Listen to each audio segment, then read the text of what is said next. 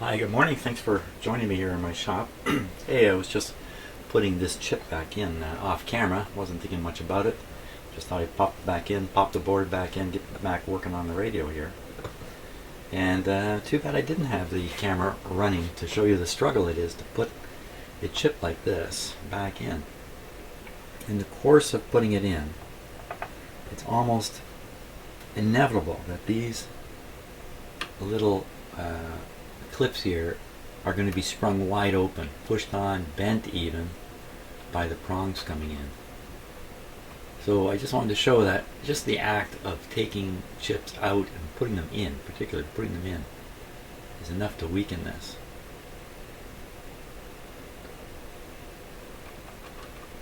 Yeah, so still not sure what to do in the long run with these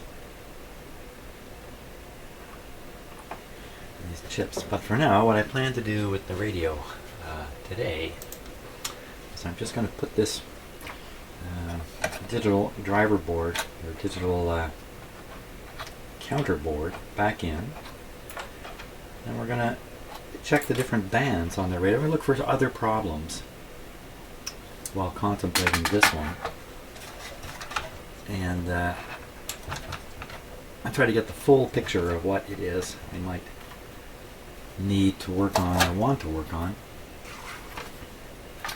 to get this radio going better. And I think we're going to find out that one band is not working, maybe more.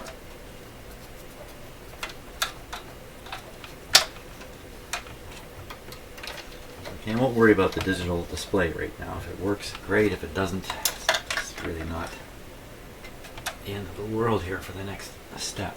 Now again, I won't do any transmitting. I have to bring a little more equipment in here to do some to run the transmitter safely. So for now, it's just a matter of receiving, and I think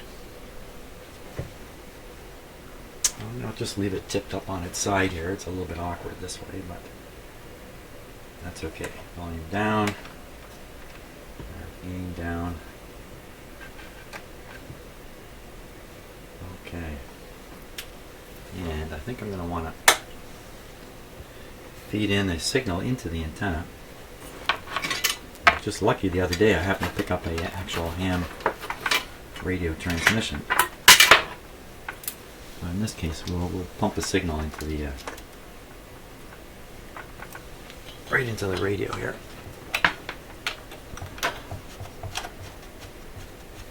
And we'll just check them one band at a time.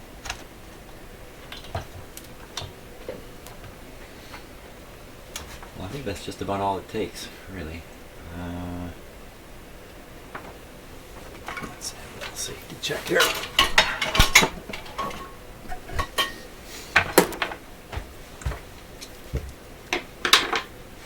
Tools away, and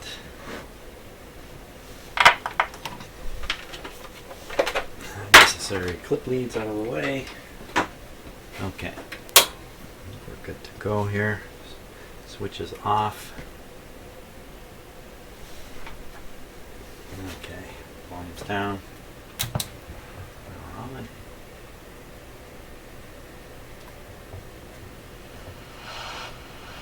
Volume up.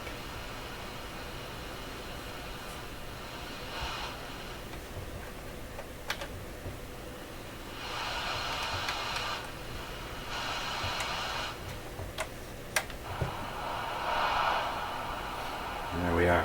Okay, so let's start with the lowest band, 3.5 megahertz, and what I'll do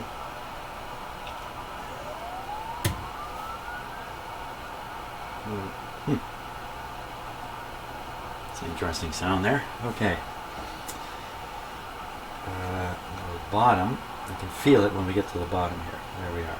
So we're somewhere around, gee, I'm not really sure. What's that?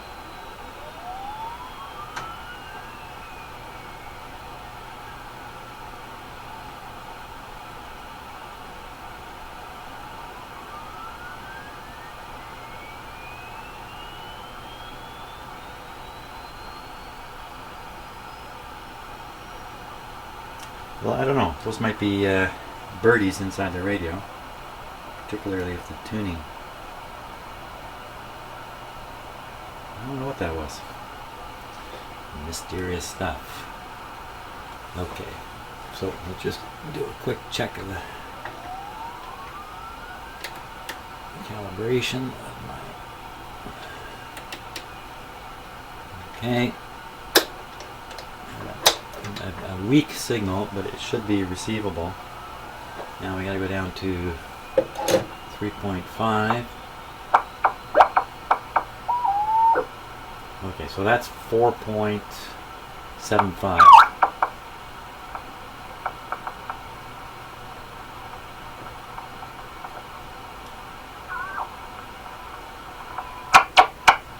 Wow.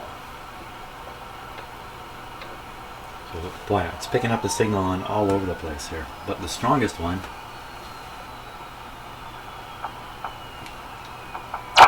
right there, that's got to be the real one. That's right on 3.5 on here. So turn this down a little lower. And a little lower. So that's now reacting to 10 microvolts on the antenna terminal. So if we go down here, we're now 1 microvolt. And the sensitivity, I believe, is stated to be half a microvolt. So nothing wrong there. That's the 3.5 band. Go up to the next one, 7 megahertz ham band. This radio only receives the ham band. Okay. Now 7. We'll just work our way up there. 5, 6, 7.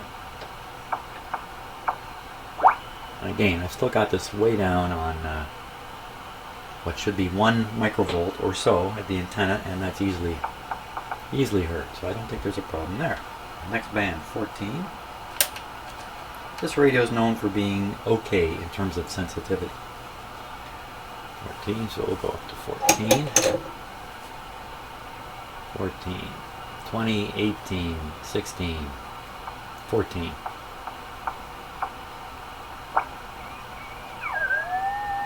There it is again. So sensitivity about the same there. 21 megahertz. 16, 18, 21. Oh, 21.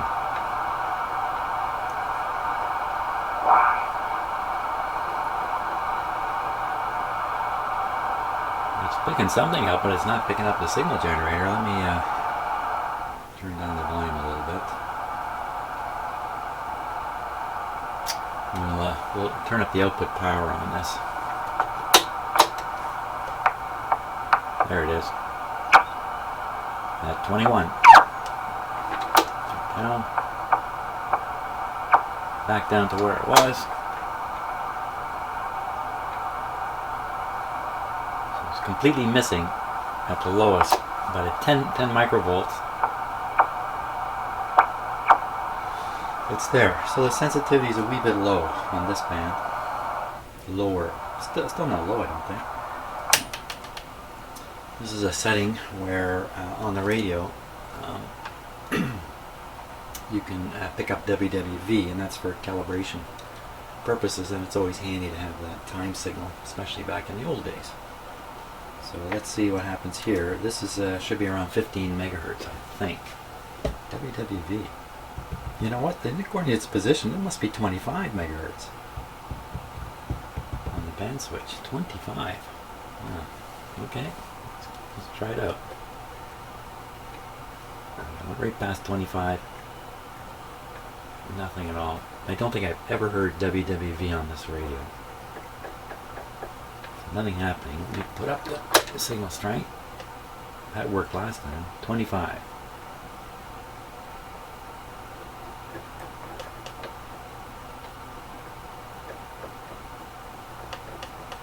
I'm really searching all the way from 20 to 30. There's nothing.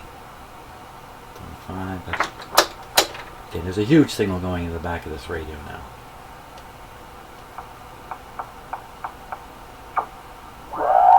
There it is. There it is again. And again. So we got the signal up this high, I'm overloading the front end of the radio.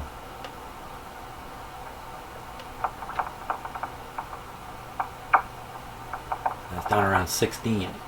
So can we really get it at 25? I don't think so. So I think there's something not right with this band. I'm not sure you can actually transmit on that setting. I don't know if the transmitter will come on or not. I don't think you're supposed to though. Okay. 28 megahertz band. What was that?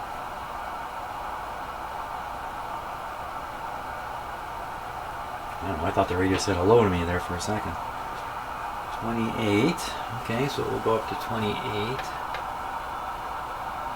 We're still at pretty high power, so I'll put it back. There it is there, right on 28. That's 10 microvolts on the antenna.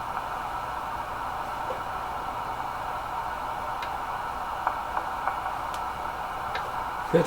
Okay. And 28.5. Don't really know why it's arranged like this. Those are ham bands I would never go on. 28.5. Yeah, it's right there. It's right there. 28.5. Last, oh, another band, 29 megahertz.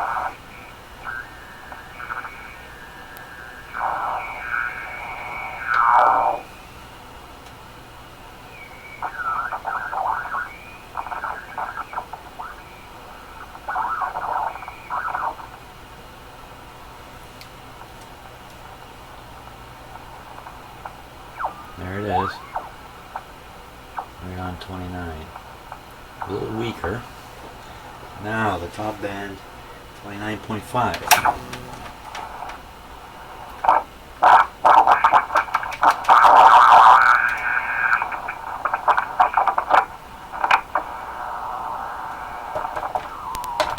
Not very stable.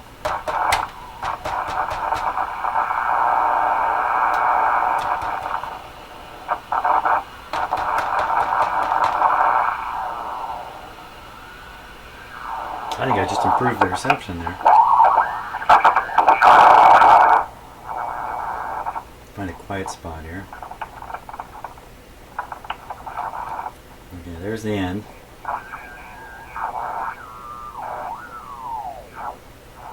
That's a weird stuff. That should be, obviously it's picking up stuff. 29, eh? 29.5.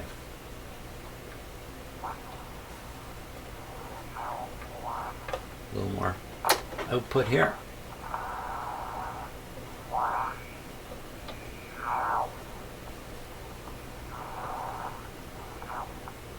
There it is.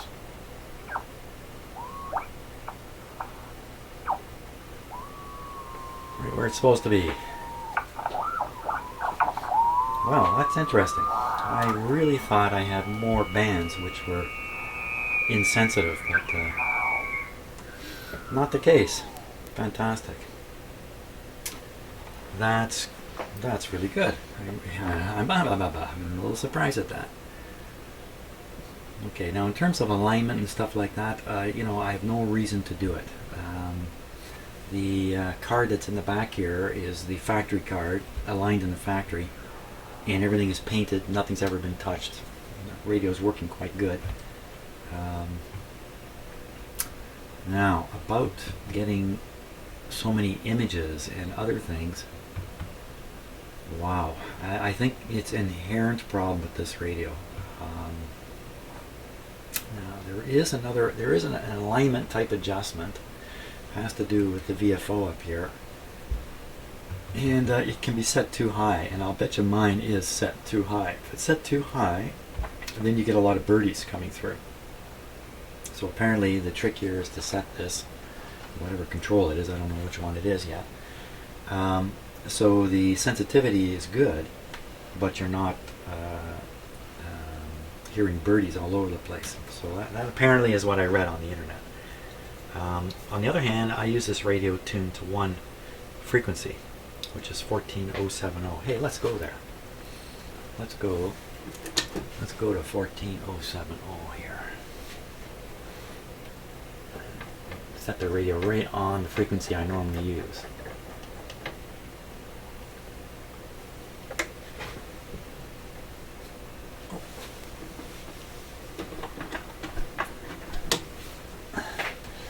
.070.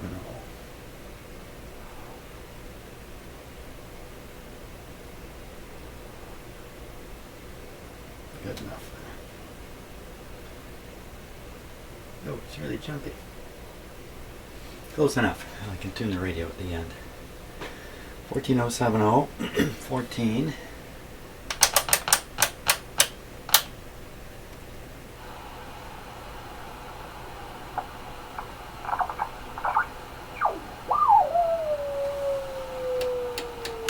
That's a birdie.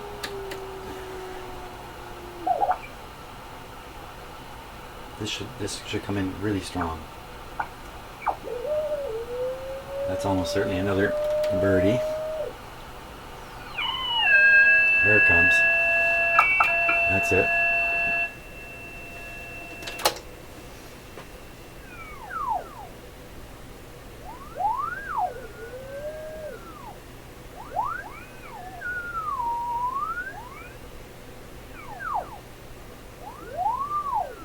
Seem to be hearing two signals right there, but one of them could be a birdie. So there we are. That's 1407. Tune off the signal generator. Nothing else there. And we'll switch back to our poor man's antenna here.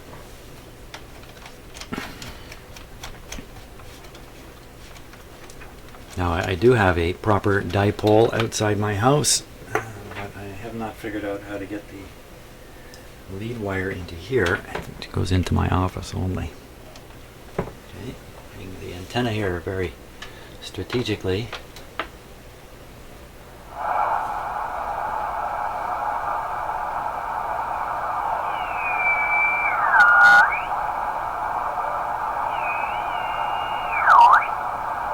So I'm listening for a PSK 31 signal. A little early in the morning.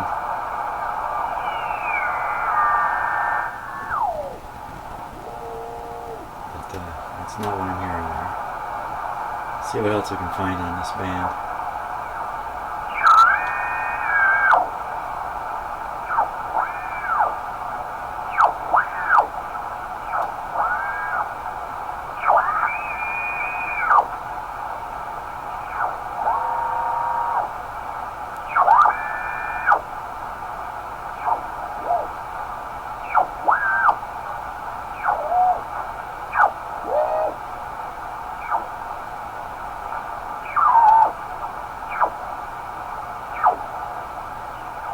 Well, I could say nothing.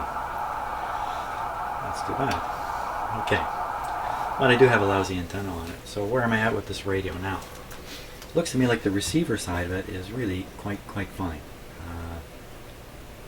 There's just nothing much for me to do except maybe that adjustment up here. I'll have to go through the manual and just check. There may be a couple other adjustments I can make. So really the next stage is to transmit with this guy. Hook up the transmitter. I have a dummy antenna and all that kind of stuff. And check it on transmit. I guess that's what I gotta do.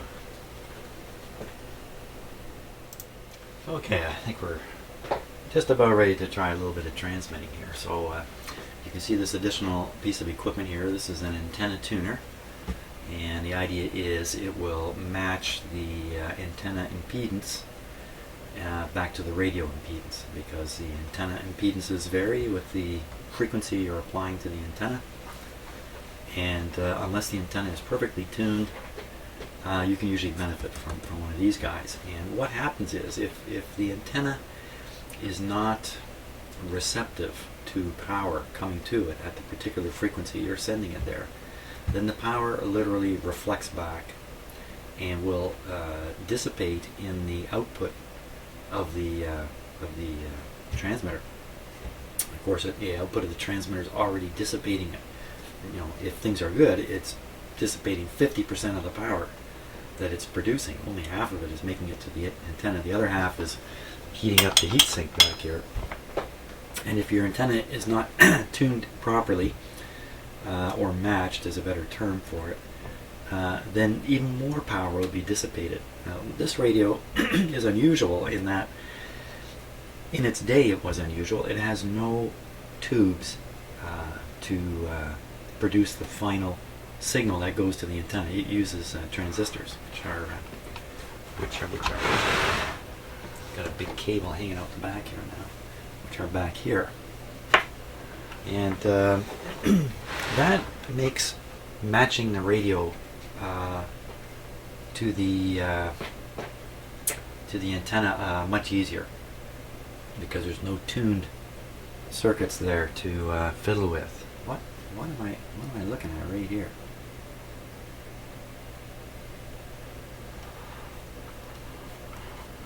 I'm not sure you can see that. I swear to you, that's a wire. I swear to you, that's a wire just hanging there. This might be some kind of test point or something. I've never noticed it before. It's just tucked in here. Yeah. Huh. That's probably a test point. I try not to touch it with my fingers. Interesting. Never noticed it before. Good observation when the time comes to do something, and maybe that test point is going to be handy. I don't know. Good to know it's there. Okay, so this thing has a meter here. The meter has two pointers on it, and when it operates, the pointers both come up. So one of them shows the amount of power coming out of the radio. That's this one here. It will come up this way. The other one shows how much power is being reflected back into the radio. Between the two of them, you can sort out how much power is getting to the antenna. And then you can also make adjustments with all these controls here on this guy. This switches a big coil or inductor, and then you've got two capacitors here, and they're probably in a pi network, T network, something of that sort. And as you adjust these, you can affect this match, and you can stop the reflected power from coming back at the radio, and deliver all the power out to the antenna and on to whoever it is you're talking to. Now, one thing to be absolutely sure of before I make any bad mistakes is this button here that says high has to stay out the whole time. Then the power, the final power transistors aren't involved in the radio's operation. Only the driver, which drives the final transistors, and the maximum power in that case is 1 watt. Can't do much damage with 1 watt. Now the great thing about my antenna tuner here is it has a dummy load built into it, which is why it's here. I don't need it to tune an antenna, I need it to supply a dummy load. The dummy load is for this radio, is a 50 ohm resistive load. There's no coil involved or anything like that. So there's no reactive component in the output. Now, when you're using a transmitter, every ham guy knows this, or should know this, especially at higher powers, 50 watts and beyond, something like that, maybe even lower for all I know. You can generate very high voltages, surprisingly high voltages on the antenna system, just depending upon the reactance of the antenna. You can get a reactive voltage, and that voltage can be brought right back into your ham shack, so to speak, and it's not hard to get your fingers on it. So we got to be very careful when you're transmitting, because of the tuned circuits that you're working with. So all that aside, put this button out. Now there's another button here called Tune. You can see it there. And this will turn on the transmitter 100%. Just leave it on. But it will not, with this button out, it will not engage the high power output. So I'm going to pop this in, and the radio will begin transmitting at 1 watt or so. And maybe this control may, you can't see what I'm doing here. This control may have a bearing on the output. This is the mic and CW level control controls the modulation level going into the transmitter.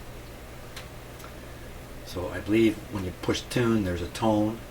Tune produces a tone, and this controls the level of that tone, and therefore will control the level of the output of the radio. It's a single sideband radio. I'm not going to bother explaining that. Let's just say 2/3 of the signal is not present at the antenna, just 1/3, and there's some advantages to that. So we're on a 20 meter band, somewhere around 14070, I think is the last place I had it. Not sure about that. Doesn't really matter, it's not on an antenna. This I will flip now to dummy load. This dummy load can sustain 25 watts of dissipation continuously, and it can do up to 300 watts for a short period. Short period being 20 seconds, something like that. 1 watt, we just leave it on the whole time. This meter, I think it's now set for 30 watts, so 1 watt will barely move this meter, barely see it. Are we ready? Turn this down. Just double check my connections here. Antenna's connected. It's connected to the transmitter input on here. You know, another good thing to do actually would be to have a receiver going in here. So I'll turn on this radio here. You can kind of see it in the background.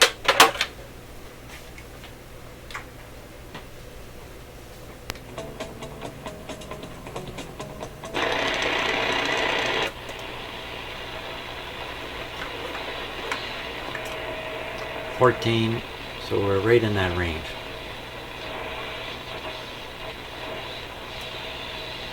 $14,070.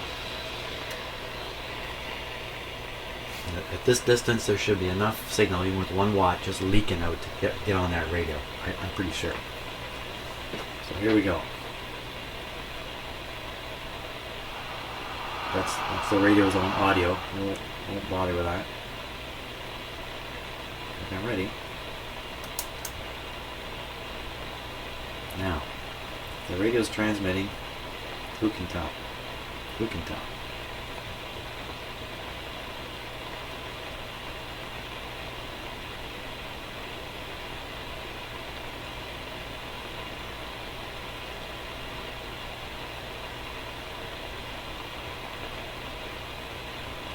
The meter here. Okay, let's turn off the tune. Okay, this meter didn't move 1 iota. Maybe this should be out to make that a 30 watt. Let's try again. Tune.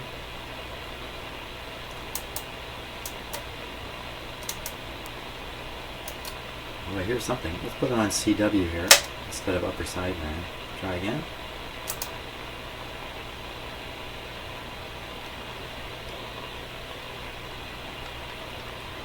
My imagination.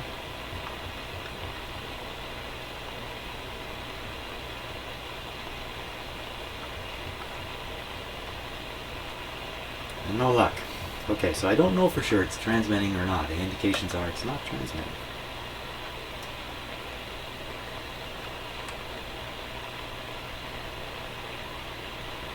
But I've really not had much trouble with this guy transmitting here. We can actually push this power button, and this meter will indicate power out, which you cannot see, but it also shows no motion at all. Okay, funny, eh? Can't tell if it's working or not. I wouldn't dare put this on to 100. I'm not ready to do that, that's for sure. How am I going to know if it's transmitting? Okay, let's assume it is transmitting, but the power level is so low that my little radio is just not getting it. So I'm going to connect onto the antenna here. Radio's off. Just grab it at the back here. And just throw this right around here. Okay. If there's any signal here, I'm sure it's going to make it now. Just make sure this isn't shorting out. Don't want that to short out.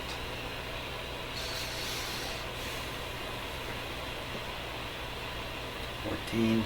This is down.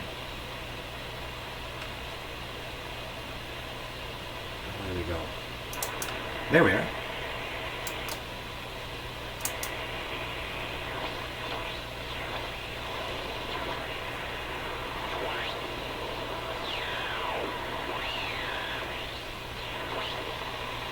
Now, of course, this radio is just an AM radio, so it's picking up the 1/3 of the signal, but it can't do much with it.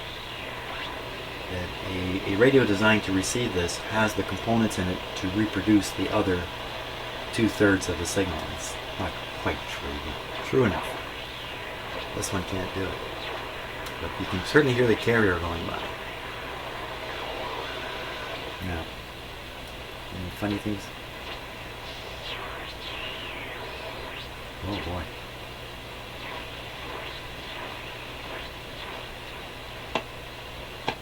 Ooh. Now that must be the real signal there.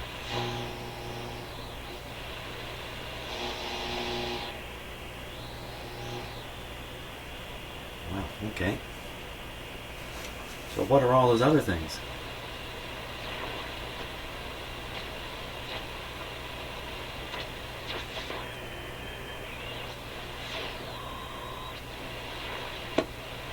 Oh my gosh, there's another strong one.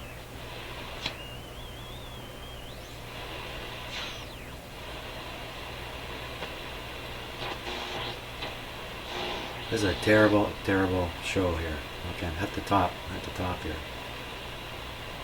So at the top, this should be the top of the 14, the 20 meter band. I don't know what that is. 14 point, I don't know, 7? And I'm standing here, I don't know. We'll just go down. 1.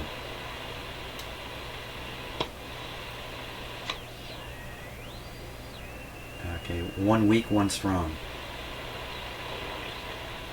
2 weak. 3 weak. 4 weak. Another strong. 2 strong, 4. 5. 6. 7, 8. Lots of really weak ones in there too. 9, oh, all kinds of them. 10, more than 10. That's probably the real McCoy there.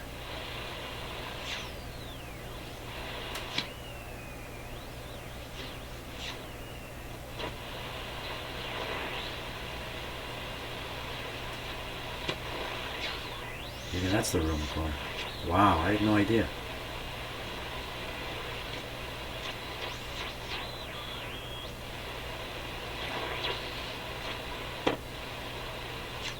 Maybe that's the real McCoy.